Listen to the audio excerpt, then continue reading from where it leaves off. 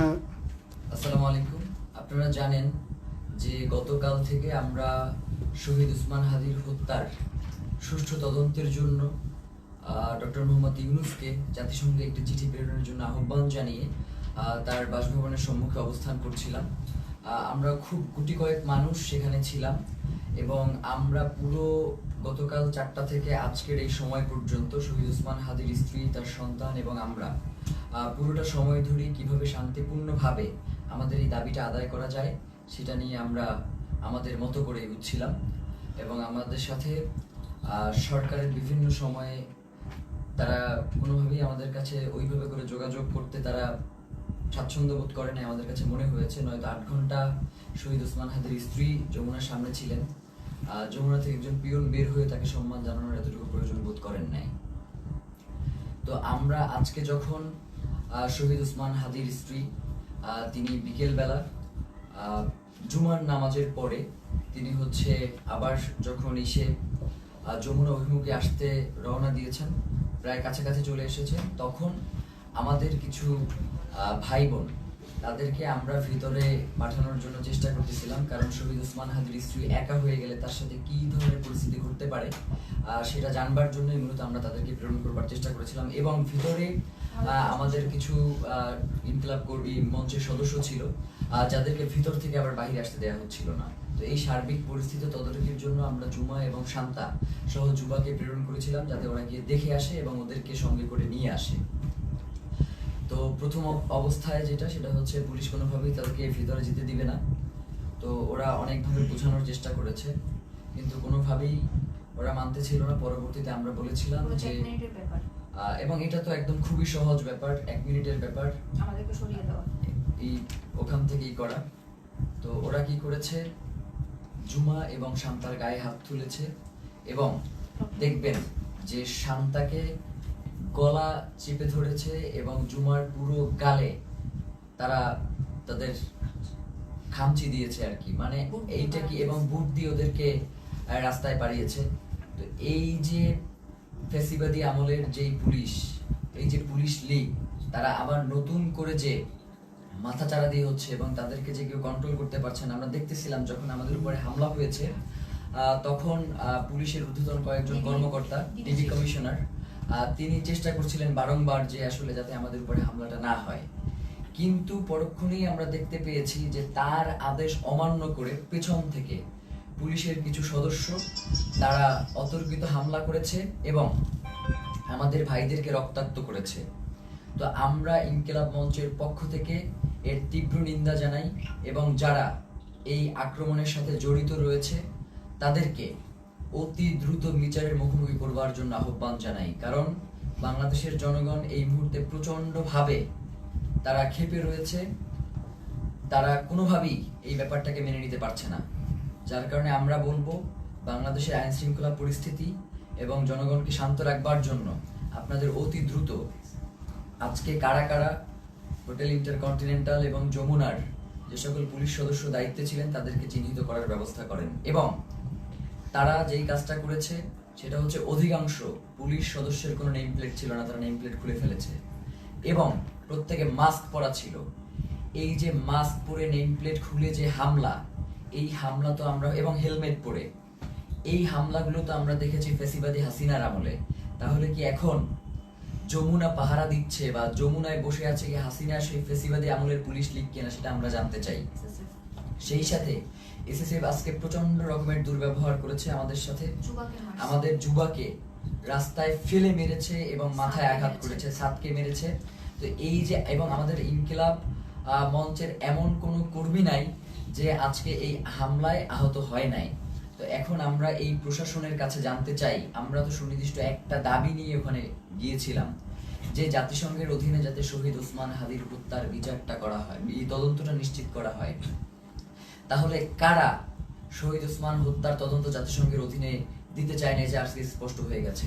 আমরা মনে করছি যে প্রধান উপদেষ্টার, আমরা মনে করছি এই যে উপদেষ্টা পরিষদটা যে রয়েছে, এই উপদেষ্টা পরিষদের একটা অংশ শহীদ উসমান হাদির খুনের সাথে জড়িত, নয়তো কোনোভাবেই এভাবে আর কি অমানবিকভাবে আক্রমণ করার কোনো প্রশ্নই আসে না, যেহেতু এটা শান্তিপূর্ণ অবস্থান ছিল। এবং আপনারা দেখবেন যে প্রধান উপদেষ্টার দপ্তর থেকে একটা তারা প্রেস রিলিজ দিয়েছে এবং সেখানে বলেছে যে আমরা নাকি জল কামানের উপরে উঠে গিয়েছিলাম, অথচ ছবিতে স্পষ্ট করে দেখা যাচ্ছে যে আমরা উল্টো জনগণকে শান্ত করবার জন্য চেষ্টা করছিলাম। যখন জনগণ দেখেছে যে ভিতরে জুমা এবং শান্তাকে রাস্তায় ফেলে মারা হচ্ছে, জনগণ কোনোভাবেই এটা মেনে নিতে পারে নাই, যার কারণে এইখানে ওই উদ্ভূত পরিস্থিতির সৃষ্টি হয়েছে। এর পুরো দায়ভার ওইখানে দায়িত্বরত পুলিশ প্রশাসন এবং সরকারকেই বহন করতে হবে।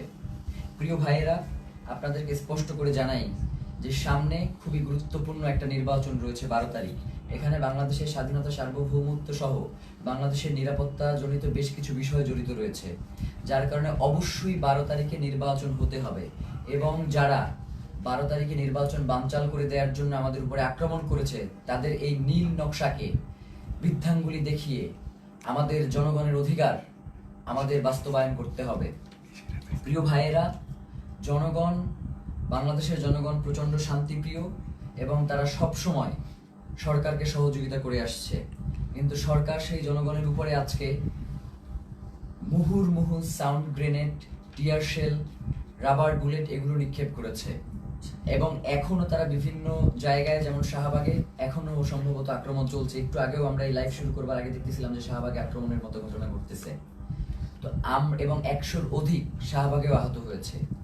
তো এই যে পুলিশের ন্যাক্কারজনক হামলা এবং তাদের যে লাগাম টেনে ধরা হচ্ছে না, তারা বলছে, মানে আপনি একটা জিনিস খেয়াল করেন, তারা বলছে যে আয় হাদির লাশ নিয়ে যা। মানে এইটা পুলিশের, মানে সে যদি আওয়ামী লীগ না হয়, সে যদি মানে সত্যিকার অর্থেই কোনো পুলিশ সদস্য হয়ে থাকে, তাহলে তার এই ধরনের কথা বলবার কোনো প্রশ্নই আসে না। তো আমরা স্পষ্টভাবে বুঝতে পারছি যে বর্তমান পুলিশ প্রশাসনের এই যে আওয়ামী লীগ গোষ্ঠী যারা এখন পর্যন্ত রয়ে গেছে, তাদেরকে ছাঁটাই করবার না করবার কারণে এই ধরনের উদ্ভূত পরিস্থিতি তৈরি হয়েছে। এর দায়ভার এই অন্তর্বর্তীকালীন সরকারকেই নিতে হবে। এবং আমরা আশঙ্কা করছি যে যমুনার ভিতরে হয়তো অন্তর্বর্তীকালীন সরকার সেফ না, কারণ যারা আমাদের উপরে যেইভাবে আক্রমণ করেছে, তারা যে কোনো মুহূর্তে যমুনায় ডক্টর মোহাম্মদ ইউনূসের উপরেও আক্রমণ করতে পারে। এই ধরনের একটা আমরা আশঙ্কা বোধ করছি, কারণ এদের আক্রমণের সাথে হাসিনার পুলিশ লীগের আক্রমণ পুরোপুরি মিলে যাচ্ছে। এবং সেই সাথে আমরা এটাও আপনাদেরকে বলতে চাই যে আমরা দেখতেছেন তো আমাদের কি অবস্থা, তারপরেও আমাদেরকে শান্তিপূর্ণভাবে সকল অবস্থার মোকাবেলা করতে হবে। আমরা চাই যাতে বাংলাদেশে কোনো উদ্ভূত পরিস্থিতির সৃষ্টি না হোক, যার মাধ্যমে মূলত আজকের আক্রমণটা হয়েছেই হচ্ছে নির্বাচনকে বানচাল করে দেওয়ার জন্য। সুতরাং এই নির্বাচন অবশ্যই হতে হবে এবং সেটা 12 তারিখেই হতে হবে। এবং যারা নির্বাচন বানচাল করতে চায় তাদেরকে আমাদের রুখে দিতে হবে। আমরা কোনোভাবেই এই নির্বাচনকে বানচাল করতে দিব না, কারণ বাংলাদেশের জন্য এই নির্বাচন অত্যন্ত গুরুত্বপূর্ণ। প্রিয় ভাইয়েরা, সেই সাথে আমরা আপনাদেরকে স্পষ্ট করে যে জিনিসটা জানাতে চাই, সেটা হচ্ছে শহীদ ওসমান হাদির হত্যার যে তদন্ত, সেটা জাতিসংঘের অধীনেই হইতে হবে।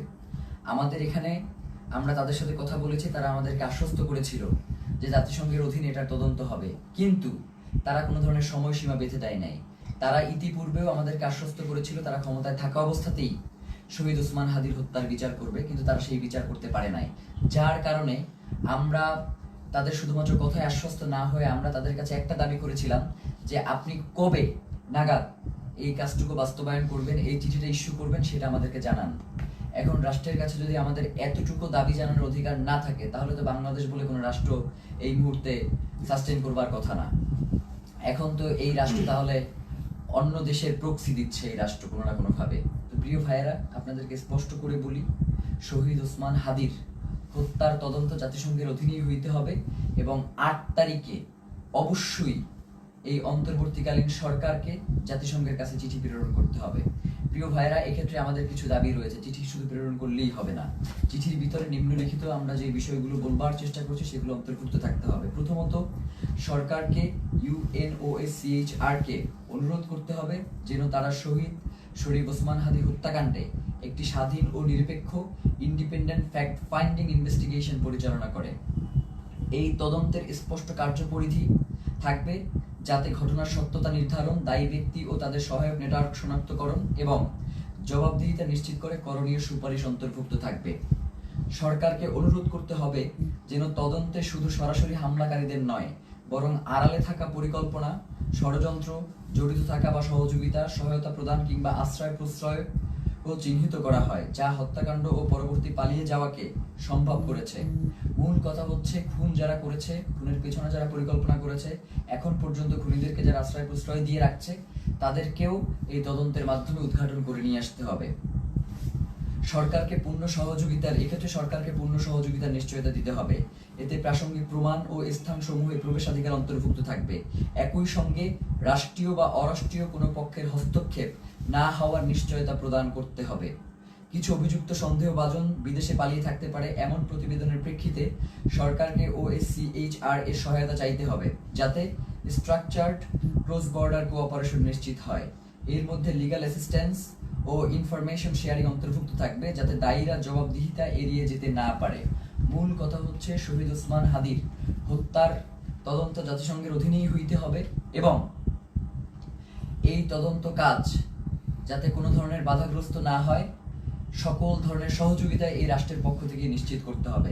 এর বাইরে আমাদের কাছে কোনো সেকেন্ড অপশন নাই। আজকে আমাদেরকে গুলি করেছেন, কালকে প্রয়োজনে আমাদেরকে মেরে ফেলেন, কিন্তু শহীদ ওসমান হাদির হত্যার বিচার এই বাংলার জমিনে হইতেই হবে। এর বাইরে কোনো সরকারের সেকেন্ড কোনো অপশন নেওয়ার কোনো সুযোগ নাই। প্রিয় ভাইয়েরা, আপনাদেরকে বলি, এই যে আজকে আমাদের উপরে যে ন্যাক্কারজনক হামলা হয়েছে, এই ন্যাক্কারজনক হামলার পিছনে কারা রয়েছে, কারা আমাদের উপরে অতি উৎসাহী হয়ে আক্রমণ করেছে এবং আমাদের ভাই বোনদেরকে, মানে একটা মানুষকে আসলে কতটা বাড়ি দেয়া যায় লাঠি দিয়ে, আমরা এটা প্রশাসনের কাছে জানতে চাই। একজন মানুষকে আমি ভিডিওতে দেখেছি 30 থেকে 32টা বাড়ি দিয়েছে। যতক্ষণ পর্যন্ত সে ওইখান থেকে নিরাপদ দূরত্বে না যাইতে পারছে, ততক্ষণ পর্যন্ত একজনের পরে আরেকজন তাকে আঘাত করতেই ছিল। ব্যাপার যেটা ঘটতেছে সেটা হচ্ছে, আমাদের কাছে মনে হচ্ছে যে এই প্রশাসন এখন আর অন্তর্বর্তীকালীন সরকারের কথায় চলে না। এই প্রশাসনকে কেউ নিয়ন্ত্রণ করছে। সেই নিয়ন্ত্রক কারা, সেটা বাংলাদেশের জনগণের কাছে সরকারকে জানাতে হবে। নয়তো এই সরকারের অবশ্যই দায় থেকে যাবে যে কারা জুলাই জনতার উপরে এই আক্রমণটা করলো। তারা শহীদ ওসমান হাদিকে হত্যা করতে পারে নাই। শহীদ ওসমান হাদির হত্যার বিচারের দাবি যদিও জানানো না যায়, তাহলে তো এই রাষ্ট্র সামনে ফাংশন করবে না।